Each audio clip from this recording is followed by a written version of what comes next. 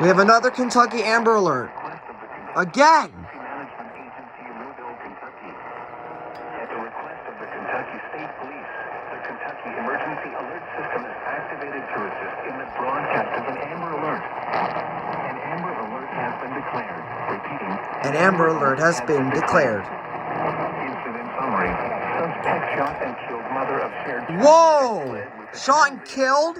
Ford F-150 with extensive front end damage. Victims, Hayden Gordon. Whoa, my God. 2 years.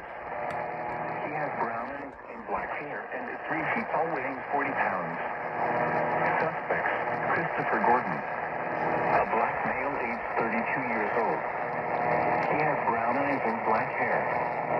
He is 5 feet 5 inches and weighs 140 pounds. Last seen, unknown clothing and was in possession of handgun. If you have any information regarding this alert, please contact the Kentucky State Police.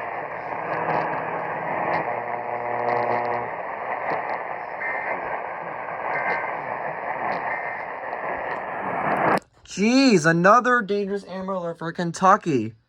Unbelievable.